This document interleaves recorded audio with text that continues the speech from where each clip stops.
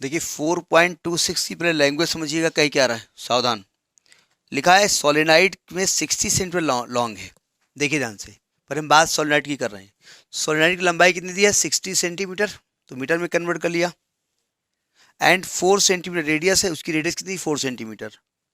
3 layers of winding है, तो उसमें कितनी लेयर्स हैं, 3 लेयर्स हैं, और हर लेयर में कितने टर्न्स हैं, 300।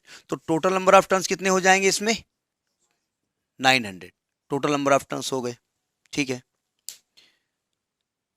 अच्छा, लिखा 2 सेंटीमीटर लॉन्ग वायर, एक वायर है। जरा वायर के बारे में बात कर लेते हैं। उसकी लंबाई कितनी है, 2 सेंटीमीटर, उसका मास 2.5 ग्राम, उसमें करंट 6 एम्पियर है, और जी की वैल्यू दी हुई है। तो कहते हैं वायर इसके अंदर, सोलेनोइड के अंदर नॉर्मल टू इट्स एक्सिस रखा हुआ है। Both the wires and axis of solenoid are horizontal plane. The wire is connected to through 2 leads parallel to the axis of solenoid in an external battery which supply 6 ampere. उस wire में एक external battery लगी हुई है, और external battery जिन तारों के द्वारा जुड़ी है ना, वो जो तार हैं वो सोलेनोइड के पैरेलल गए हैं। अब क्या उसका रीजन है, उसके बारे में अभी बात करते हैं। तो कह रहे हैं कि सोलेनोइड में कितना करंट फ्लो हो कि इस वायर को गिरने से रोक ले, इसको बैलेंस करे। लिखा ना कि what value of current with approximate sense of circulation in the winding of solenoid can support the weight of the wire। कह क्या रहा है जरा समझिएगा, डायग्राम इधर बनाते हैं, सावधान। ये है सोलेनाइड, है ना, इसके बीच में एक वाइंडिंग ऐसे है, ये ऐसे सोलेनाइड इसमें ऐसे है, ठीक है, ऐसे सोलेनाइड है, ठीक। और इसमें ऐसे करंट फ्लो हो रही है, ऐसे हम निकाल देते हैं। तो हम मान लेते हैं करंट ऐसे फ्लो हो रही है, ऐसे फ्लो हो रही है। तो सोलेनाइड के अंदर एक मैग्नेटिक फील्ड जनरेट हो गया बी, और हमने करंट को क्या माना, I S, I in solenoid, ठीक है। तो सिंपल सी बात, इसके अंदर एक मैग्नेटिक फील्ड क्रिएट हो जाएगा, कितना होगा, मतलब magnetic field in the solenoid जो होगा, B is equal to mu naught N I S in solenoid. अब वो क्या करेगा, अलग की बात है। अब देखो, हमने अब इसमें वायर वो कैसे रखे, वो चूंकि एक वायर रखना है, और वायर अपने वेट की वजह से गिरेगा भी, तो ऐसे रखेंगे तो दिक्कत होगी। ऐसे तो ये मैग्नेटिक फील्ड के पैरेलल हो जाएगा ना। अगर ऐसे रखते हैं तो मैग्नेटिक फील्ड के पैरेलल हो जाएगा, और जब मान लिया ऐसे वायर अपने रख दिया ऐसे, तो मैग्नेटिक फील्ड के पैरेलल है ना वो, और करंट भी इधर ही फ्लो हो रही है, तो मैग्नेटिक फील्ड उस पर कोई फोर्स लगाएगा नहीं, आई बी एल साइन थीटा, तो अपने वेट की वजह से गिर जाएगा। तो हमने वायर को ऐसे रख दिया, परपेंडिकुलर रखना पड़ेगा ना। तो वायर अब ऐसे बनाए कैसे डायग्राम, तो बोर्ड तोड़ के ऐसे ऐसे खटखटाए, तो हमने वायर को ऐसे रख दिया है फिलहाल, ठीक है। थोड़ा छोटा कर दीजिए।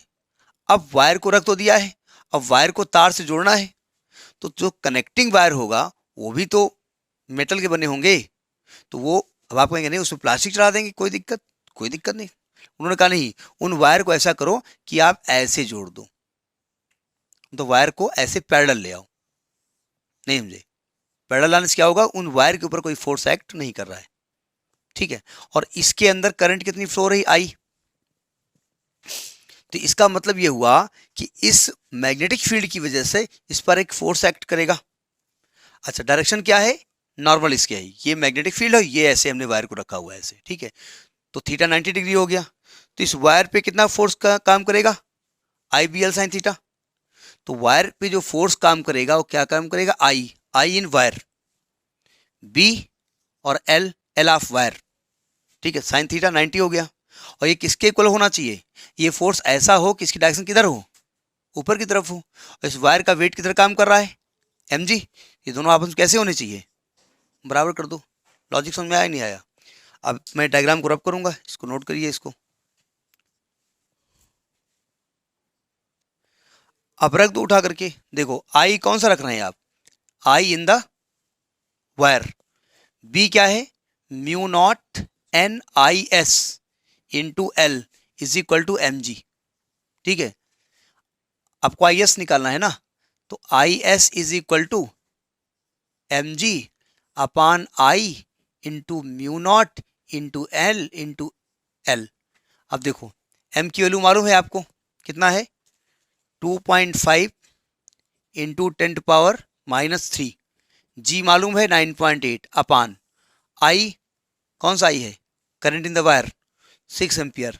म्यू नॉट की वैल्यू क्या है 4 पाई इंटू 10⁻⁻7। एन क्या होगा 900 अपान कैपिटल एल, ये होगा ना।